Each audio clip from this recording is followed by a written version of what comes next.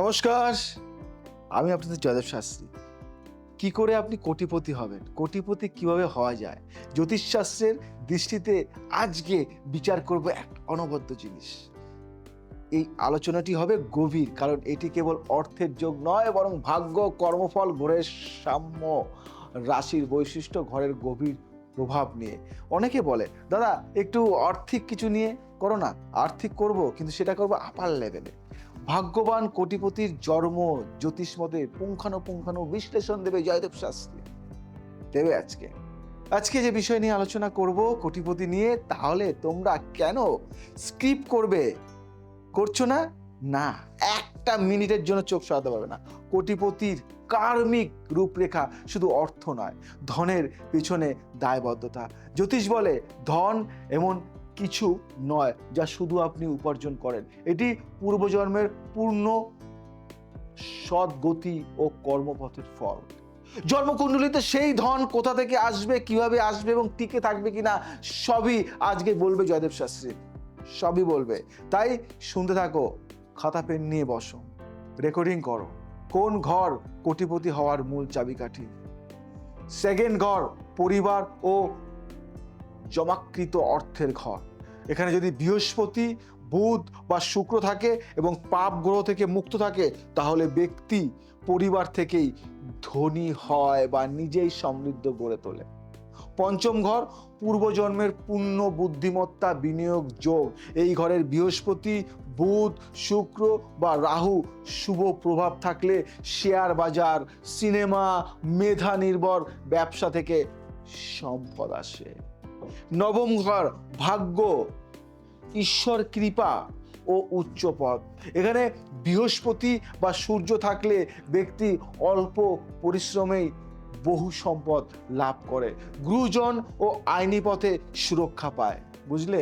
দশম ও একাদশতম ঘর কর্ম ও লাভ। দশম ঘরে শনি বা মঙ্গল তার দৃষ্টি শক্তিশালী হলে নেতৃত্ব, কর্পোরেট সাফল্য। 11তম ঘরে রাহু বা বৃহস্পতি থাকলে অগাধ লাভের সম্ভাবনা। রাহু এখানে ভিলিনিয়ার যোগ তৈরি করে। বুঝতে পারলে? অষ্টম ঘর বিশেষভাবে অনেক কোটিপতির কুণ্ডলিতে অষ্টম ঘরে রাহু বা কেতু থাকে। এর মানে হঠাৎ বড় অঙ্কের উত্তরাধিকার, রহস্যময় অর্থ বা কি হয়, অকিউট তন্ত্র শক্তির মাধ্যমে সাফল্য। এটা আমি রিভেল করে দিলাম। হঠাৎ করে বড় লোক হয়ে গেল, হঠাৎ করে সবার চোখের সামনে থেকে বড় লোক। কোন গ্রহদের ভাইব্রেশনে কোটিপতি হওয়ার জন্য প্রয়োজনীয় বলবো আজকে আমি। শুনুন, জুপিটার মানে বৃহস্পতি কি করে?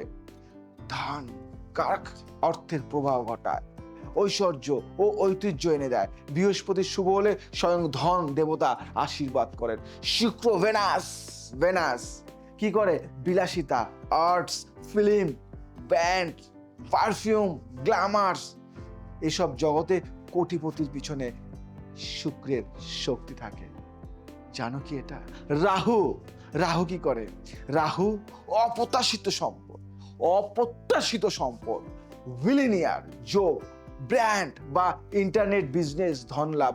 রাহু থাকে যেখানে আধুনিক পৃথিবী মাথা নত করে, সেখানেই থাকে রাহু।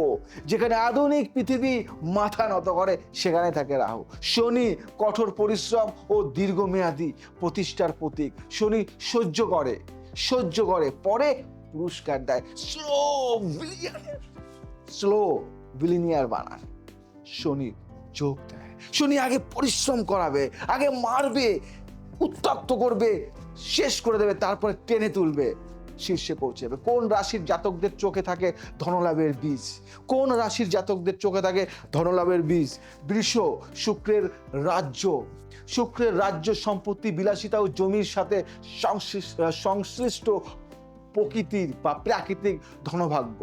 সিংহ মানে লেও, রাজসিকতা, নেতৃত্ব, মিডিয়া, শেয়ার বাজারের সৌভাগ্য, বড় ঝুঁকি নিয়ে সাফল্য হয়। বুঝতে পারলে? এবার বলবো তুলা, লিব্রা, এই একটা আলাদা জিনিস। ব্যালেন্সিং করে। গামারেস, আইনি জ্ঞান, এই রাশির জাতকেরা বিনিয়োগ ও আইনি সম্পদে বড় হয়। ধনু ধনু ধনু একটা আলাদা জিনিস, ভাগ্যবান রাশি। জ্ঞান ও বৃহস্পতির কৃপায় শিক্ষা ও বিদেশ থেকে লাভ, বিদেশ থেকে লাভ, হঠাৎ করে ডোনেশন চলে আসে। মকর মকর শনি রাজ্য, দীর্ঘমেয়াদী সাফল্য, নির্মাণ, রিয়েল এস্টেট, প্রশাসন থেকে কোটি টাকার যোগ, কোটি কোটি টাকার যোগ। একটা জিনিস মনে রাখবেন, কোনো রাশি একা কোটিপতি করে না, কোনো রাশি একা কোটিপতি করে না। উপযুক্ত দশা, দৃষ্টিকোণ, গ্রহের মিত্রতা এবং কর্মফল মিলেই ঘটে ঐশ্বর্য। বুঝলেন? কোটিপতি হতে গেলে আপনাকে একটা রাশি ফেভার দিলে হবে না, কোটিপতি হতে গেলে আপনাকে মিশ্র রাশির ফলাফল দিতে হবে। কোটিপতির দশা, সময়ের ভাষা বুঝতে শিখুন। বৃহস্পতির মহাদশা, বড় সুযোগ, শিক্ষায় ধন। শুক্রের মহাদশা, বিলাস, সৃজনশীল জগতে উন্নতি। রাহুর মহাদশা, হঠাৎ নাম, ধন, বিশেষ করে প্রযুক্তিতে। শনির মহাদশা, দীর্ঘমেয়াদী লাভ ও দায়িত্ব, ধন। বুঝতে পারলে? তবে যদি দশার সঙ্গে শুভ গ্রহের অন্তর্দশা না থাকে, তবে সেই সুযোগ অপচয় হয়ে যায়, ডিস্ট্রয় হয়ে যায়, খতম হয়ে যায়, ফিনিশ হয়ে যায়। আজকে জয়দেব শাস্ত্রী কিন্তু কিছু ম্যাজিক করে দিল তোমাদেরকে, কিছু জিনিস বলে দিল যেগুলি বলবে না কেউ, যেগুলি বাস্তব। একটা বাস্তব উদাহরণ দি মুকেশ আম্বানির কুণ্ডলিতে কি ছিল শুনবে? সেকেন্ড ঘরে বৃহস্পতি, পরিবার থেকেই প্রাথমিক ধন। দশম ঘরে শনি, নেতৃত্ব, দীর্ঘস্থায়ী সাফল্য। 11তম ঘরে রাহু, সীমাহীন লাভ। পঞ্চম ঘরে চন্দ্র, বিনিয়োগ, এক্সপার্ট বিচার। বুঝতে পারলেন? এটা হলো বিচার। এটা বলছে জন্ম থেকে কোটিপতি হতেই হলে জন্মলগ্নে অর্থ ঘরে বৃহস্পতি, রাহু, শনি, শুক্রের আশীর্বাদ থাকা প্রয়োজন। কেউ কিন্তু জন্ম থেকে কোটিপতি হয়, কেউ আবার ভিখারি থেকে কোটিপতি হয়, কেউ আবার মধ্য বয়সে কোটিপতি হয়, কেউ আবার ছোট বয়সে কোটিপতি হয়, কেউ আবার মাঝারি বয়সে, কেউ আবার বৃদ্ধ বয়সে। টোটকা দি, অভ্যাস করবে আমার এই টোটকাগুলি। অর্থ শুধু আকাশ থেকে পড়ে না, তার জন্য মাটি প্রস্তুত করতে হয়। সেই প্রস্তুতির অংশই হলো জয়দেব শাস্ত্রী।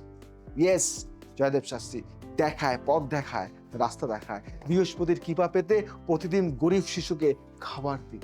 শুক্রবার দুধে চিনি দিয়ে মা লক্ষ্মীর পূজা করুন। শনিবার গরিব শ্রমজীবী মানুষকে জুতো বা লোহা দান করুন। রাহু, পোষ মনে কাক ও কুকুরকে খাদ্য দিন, বিশেষ করে বুধবার। নিজে মিথ্যা, চুরি ও প্রতারণা থেকে দূরে থাকুন, কারণ এটাই রাহুর শক্তি হ্রাসের প্রথম ধাপ। রাহু অনেক দেবে, বাট তুমি মিথ্যেবাদী, দেবে না। তুমি প্রতারক, দেবে না। তুমি ছলনা করো, দেবে না। তুমি বদনামি, দেবে না। কোটিপতি হতে গেলে প্রথমে চাই নিজের কুণ্ডলীর সঙ্গে বন্ধুত্ব। আপনি কি ধরনের ধনভাগ্যে নিয়ে জন্মেছেন তা জানলে খরচ, ইনভেস্টমেন্ট ও সময় বাঁচে। গ্রহের ভাষা বুঝতে পারা মানেই হলো সম্পদের দরজা অর্ধেক খোলা। সম্পদের দরজা অনেকেই আছে, অনেক কিছু জানে না, নাই জানতে পারে, নাই বুঝতে পারে। শিখতে ক্ষতি কি? শেখো, জানো, বোঝো। আছি তো আমি তো বলবো কিভাবে তোমাকে পথ নিয়ে যাবে পথের দিশায়, কিভাবে তোমাকে পথ নিয়ে যাবে পথের দিশায়। আমি জয়দেব শাস্ত্রী সেই রাস্তা দেখাবো। যাই হোক, সমস্যার সাথে সাথে আমাদের চলতে হয়। ভালো যদি লাগে লাইক, শেয়ার, কমেন্ট এবং সাবস্ক্রাইব করে দাও। আজ আসি, আবার আসবো নতুন কিছু নিয়ে। জয় শ্রী ঠাকুর রামকৃষ্ণ।